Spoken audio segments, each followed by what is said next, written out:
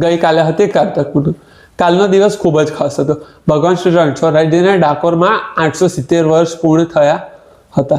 871 વર્ષમાં પ્રવેશ થયો.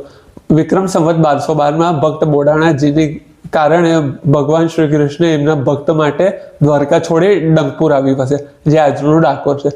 દર પૂનમે ડાકોરમાં લાખો ભક્તો આવે છે.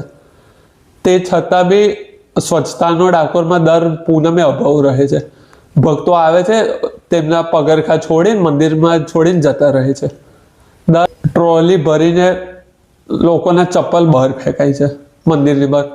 આ ડાકોર છે, યાત્રાધામ છે. અને મંદિર સુધીના માર્ગો ગંદકી જ ગંદકી. રસ્તામાં કચરા પેટી નથી. લોકો પોતાનો કચરો જ્યાં ત્યાં ફેંકી દે છે. અને રસ્તાઓ જુઓ, મોટા ખાડા, ટ્રાફિક જામ અને ધૂળ બધી જ જગ્યાએ. વર્ષોથી આ જ હાલત છે, કોઈ સુધારો નથી. ભક્તો અને નગરપાલિકા બંને સમજવું પડશે. આ એક પવિત્ર યાત્રાધામ છે, કચરાધામ નહીં. જો આપણે જ ન બદલાઈએ તો ડાકોર કેમનું બદલાશે? સ્વચ્છતા પણ ભક્તિ જ છે. જય રણછોડ.